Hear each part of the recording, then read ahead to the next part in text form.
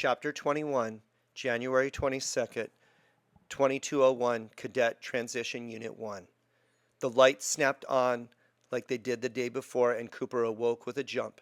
After breakfast, they cleaned up quickly, which was pretty easy because they were taking everything with them, so they didn't have to make the beds. Just pack it in their bags and prepare for the next step. By noon, they were ready and headed out, marching next to Sergeant Drum as he called cadence. They marched down one corridor after another, heading to Wolfpack. As they entered the big assembly room, they were greeted by a couple of screaming maniacs. Two drill sergeants began to harass them. One of them was Voight, but he didn't catch the name of the other one as the attacks began. They were yelling at everyone to put their bags in one place while simultaneously lining up on the other side of the room. As everyone was trying to get their bags in one place, there was a lot of bumping, and this slowed everything down, so the drill sergeants grew even angrier. When they all finally lined up, they were forced into the push-up position immediately. "Now, stay down there!" one of the drill sergeants yelled as he paced back and forth down the rows. The big guy that Cooper now knew as Fields was near the end of the row, trying to stay in the up position, but he was so out of shape that he wasn't doing a good job. When he went to his knees, both drill sergeants were all over him. "What the heck, recruit? Do you think this is your time to lie around?" "No. You are on my time. Now get your butt up and give me 20 push-ups," one of them screamed. Fields got up and started doing them. Oh no, thought Cooper, he isn't counting. And sure enough, "Recruit, you need to sound off as you complete each one." "Start over," yelled the drill sergeant, still standing over him. When he finished, the drill sergeant called everyone to attention and then started. "Now, listen up, recruits. My name is Drill Sergeant House, and you will address me as Drill Sergeant. And that is Drill Sergeant Voight, who you will also address as Drill Sergeant. I want to welcome you to Wolfpack, which is the greatest of all training units. By the end of this training, you will be ready to be a cadet. This training is not going to be easy, but it will be easier if you listen to our instructions and do what you're told. Do you understand?" "Yes, Drill Sergeant!" the cadets all yelled in unison. Good, good, recruits. Now we're starting to listen. Let's try some basic moves that you learned from Sergeant Drum. When I say attention, you will come to attention and yell Wolfpack. Then we will see if you can move a little. "Platoon, attention!" They all came to attention and yelled Wolfpack! "Platoon, left face." As he said this, they all pivoted to the left, but two recruits turned to the right. Oh no, here we go, thought Cooper. "No, no," yelled Voight. "Get to the ground and give me 20, all of you." It was going to be a long day. After marching around the area back and forth and doing countless push-ups, Drill Sergeant Voight addressed them again. "Recruits, come on. You have to do better than this. I have a good mind to send all of you back and ask for some new boys, ones who will actually do the job. Let's try this one more time. Platoon, attention!" The Wolfpack sounded off, but it was weak, so they found themselves back in the push-up position again. As they continued to count off each push-up, Fields once more couldn't get up and went to his knees. This time Voight was all over him, but Fields just got more and more frustrated and said, "Screw you, Voight, I ain't doing it. I ain't doing it." Voight didn't take this too well. He grabbed Fields and pulled him up from the ground. Because of the low gravity, it was easy for him to push Fields around while yelling in his face. Fields was still screaming at him as Voight escorted him out the door. Cooper never saw Fields again. Meanwhile, Drill Sergeant House called them to attention, turned the platoon, and marched them to dinner chow. That evening, Cooper was sitting around with some of the other recruits chatting about all that happened. Childs, a young black man who was born at the moon base, was telling the story again. "And then Voight picked him up and literally threw him against the wall. Crap, man, I haven't seen someone get beat up that bad in a long time." Obviously, the story had taken on new life and had been exaggerated a few times over, thought Cooper. "What's your story, Richardson? Where you come from?"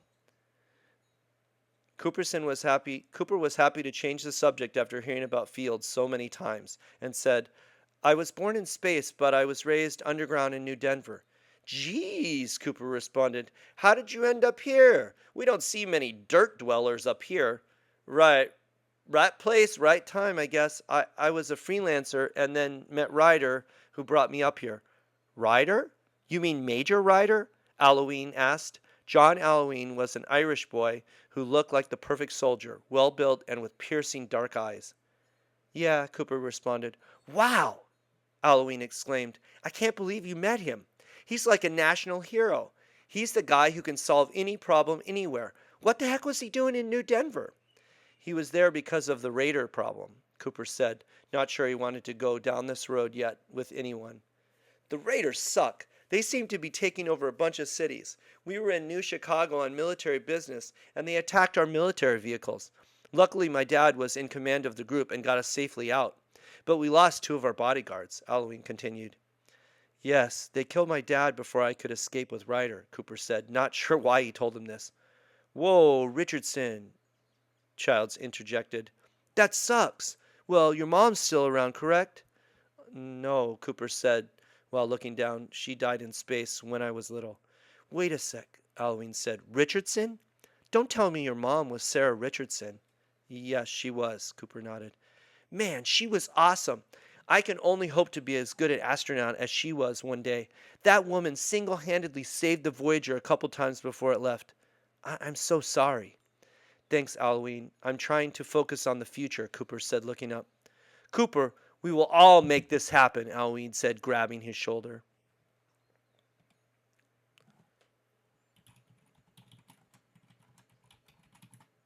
Oh, no. Chapter 22, February 2201, Wolfpack Training Unit. The Wolfpack got into a routine over the next few days. It was up early, then breakfast, followed by training all day, dinner, and back to the barracks for a little rest. The training was not too hard for Cooper in those first few weeks. He was trying to avoid getting noticed. Meanwhile, he, Alwyn, and Childs grew closer in their talks every night. It turned out that Alwyn was the son of a pretty famous soldier himself. Colonel Alwyn was a commander focused on trade between Earth cities and the moon base. He worked as a liaison to ensure the materials needed to keep the base supplied stayed on track. John Alwyn, his son, spent a lot of time traveling between the two worlds, but he hadn't spent much time on Earth. Childs, on the other hand, spent his whole life on the moon. His parents worked in mining, and he had spent a lot of time on the surface and in the tunnels finding resources. One night, Childs was complaining that there weren't any women in the unit. Alwyn explained. Yeah, my dad was telling me all about this. I guess originally men and women were trained separately, but then a significant push to eliminate gender discrimination was made and they all trained together. Women weren't allowed to fight in combat units until the early 2000s. Unfortunately, after the riots and all the deaths, things sort of went back to the old school ways. Now they train units in basic separately again. However, advanced training units are co-ed. Cooper, of course, was fine with this knowledge since he was so shy around girls anyways, but he decided he should keep that information to himself for now, so he just agreed, yeah, child, that does stink. Yeah, Childs, that does stink. The training was hard, but the drill sergeants were mostly fair if you did what you were told. There were still some idiots in the unit like Fields who questioned authority and paid the price with push-ups or worse, complete removal. The 3 soldiers talked about that one night when another soldier, Johnson, was taken away. He was a short, stocky boy with an attitude. Although he was one of the strongest recruits and could knock out push-ups without any problem, one day the drill sergeants pushed him too far. They claimed that his bed wasn't made to proper standards, and they kept flipping it each morning to teach him a lesson. One day Johnson was standing next to the bed when they flipped it.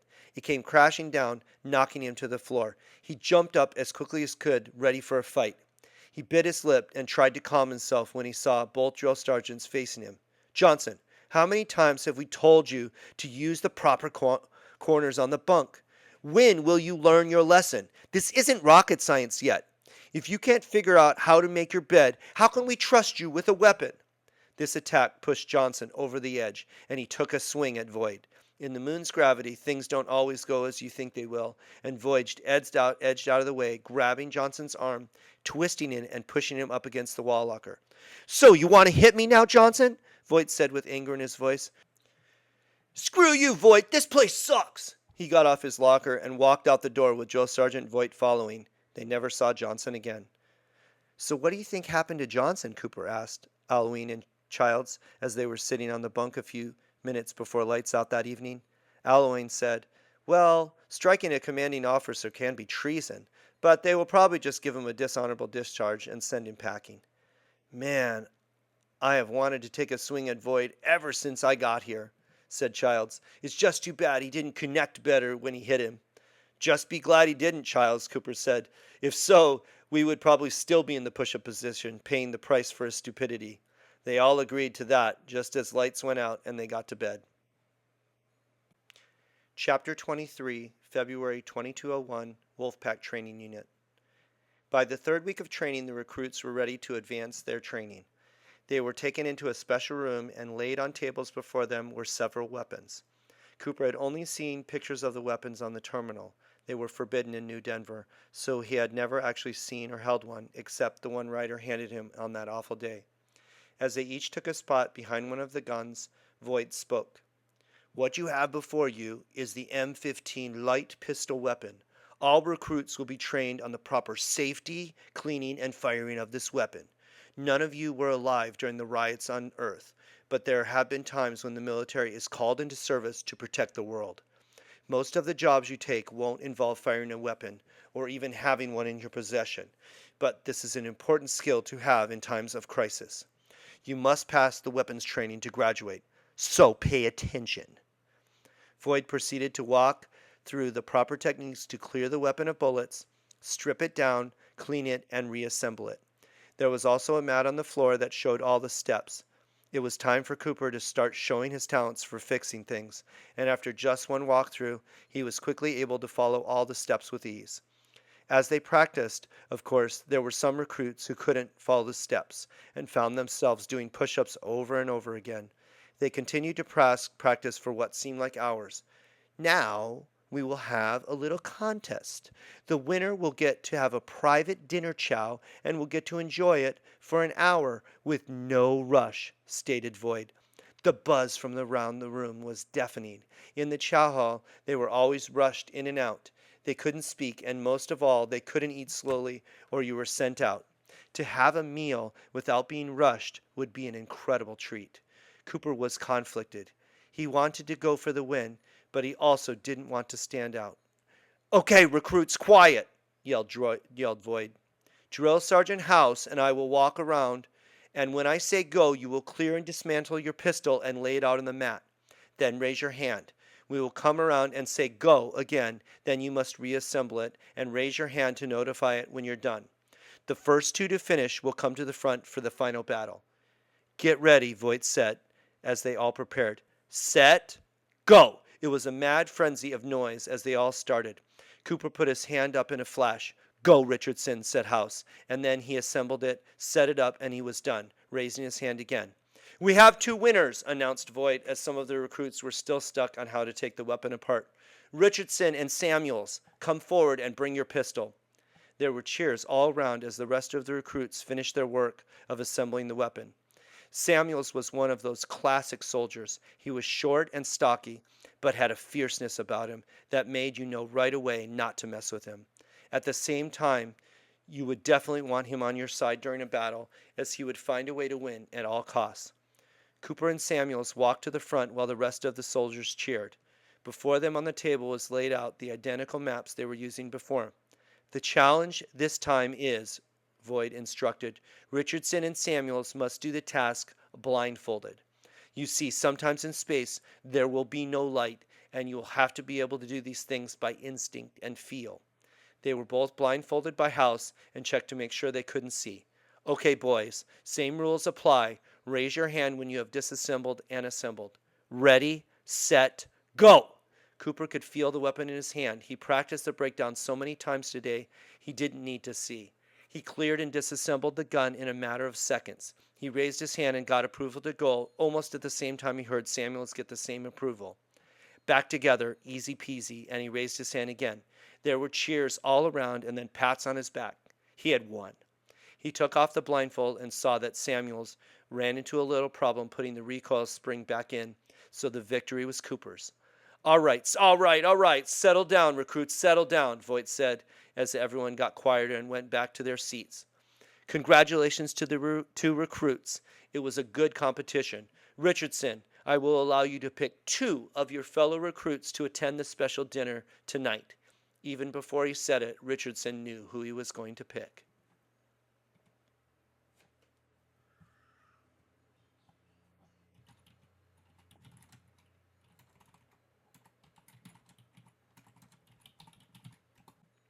Chapter 24, February 2201, Wolfpack Mess Hall, Private Room. Wow, thought Cooper, I cannot believe it. He was sitting in a private room with Alwine and Childs. There were no drill sergeants around, no one to yell at them for talking, and no one to tell them when to stop and get up. The dinner that night was chicken and rice. Not a bad way to celebrate the victory. Man, said Alwine, I still can't believe how fast you took that weapon apart. How did you do that?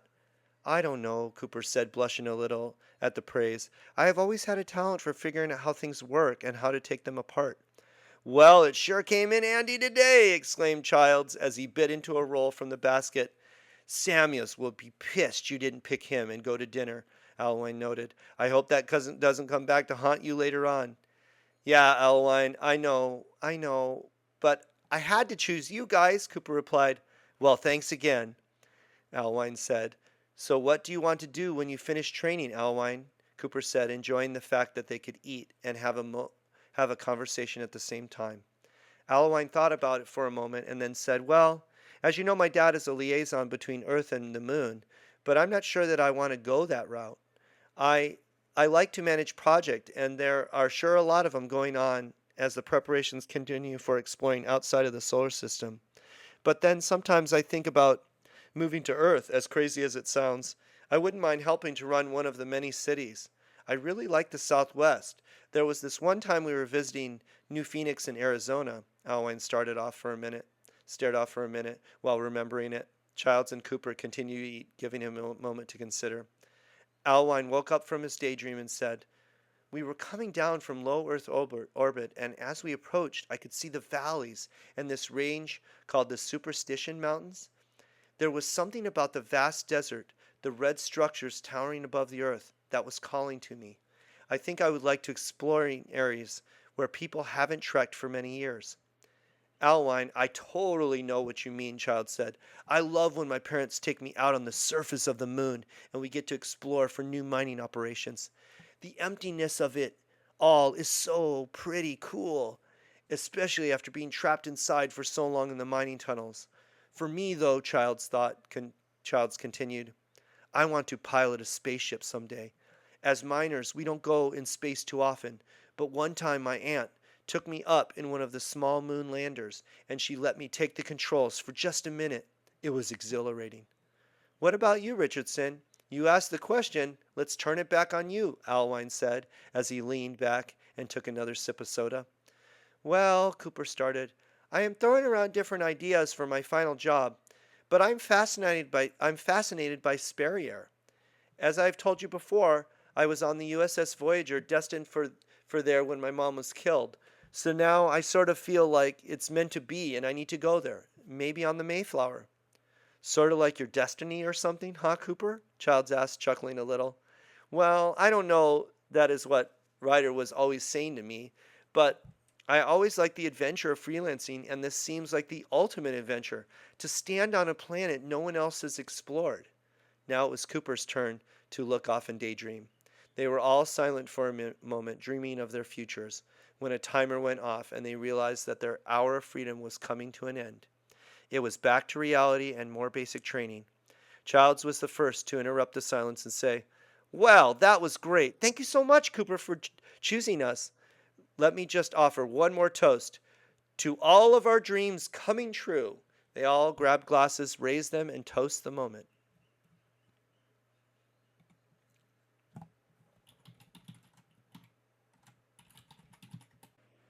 Chapter 25, February 2201, Wolfpack Dormitory. Cooper felt a presence behind him as he was getting dressed the next morning. He glanced back and saw Samuels staring directly at him. What the heck, Richardson? Samuels asked in a menacing tone. What is it, Samuels? Cooper asked, turning around to face him. What the heck? Samuels repeated. Why didn't you take me to dinner? I came in second place, and not by that much, I must add. Sorry, Samuels. I decided that I wanted to take my friends with me to dinner, Cooper explained. I am sure there will be other opportunities and you will win next time. With lightning-quick speed, Samuels slammed Cooper up against the wall locker, pinning him there. You better watch yourself, Richardson. I'm coming for you. You and your friends. Samuels looked him in the eyes, pushed him hard against the locker one more time, and was off. Crap, what happened? Alwyn said, coming over from his bunk. Nothing, Cooper said, rubbing his head where it had slammed against the locker. Samuels is just a sore loser. I am sure it is nothing to worry about. I hope you're right, Richardson. That guy seems to have a temper on him. Childs and I will try to watch your back until the training is over, Alwyn said. Thanks, but it'll probably all blow over in a few days. Unfortunately, it didn't blow over, and Samuels seemed to have gathered a few of his buddies as his henchmen. Over the next few weeks during training, they seemed to find a way to mess up Cooper.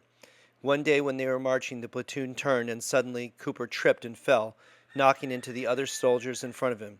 As he was doing push-ups for his mistake, he saw Samuels smirk as he mouthed the words, "Walk much?"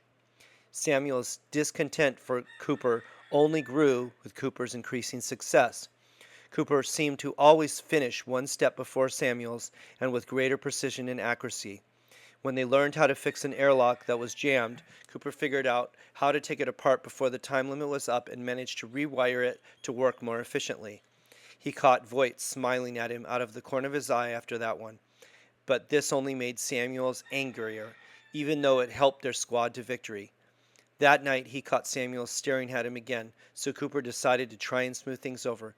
He went over to Samuels and said, "Hey Samuels, great win today with our squad. You must be proud as our squad leader." Samuels just stared back for a moment before moving in close to Cooper's face and whispering, "Are you trying to rub it in? We all know the only reason we won was because you managed to get lucky and switch some wires. Understand this, Richardson. I hate you. You better keep your distance from me or something bad might happen." Samuels turned, secured his locker, and walked away. Cooper just stood there and stared. It seemed that no matter what he did, he would never work it out with Samuels, and in fact, everything he tried only seemed to make it worse. Another time they were playing a game of capture the flag in one of the training domes. Cooper was chosen as one of the team leaders, and he thought it might help if he chose Samuels first for the team. Samuels appeared happy to be on his team, but during the match he tried his best to sabotage the team whenever possible, even going so far as to trip Cooper when he was trying to get through one of the final obstacles and get to the flag. In the end, though, Cooper managed to flip off the wall like he'd learned when he was playing tag with Ryder and still get to the flag first, securing the team victory. The team earned a special dessert that night at Chow, but Samuels refused to sit with them and enjoy it, instead sulking in the corner with his buddies.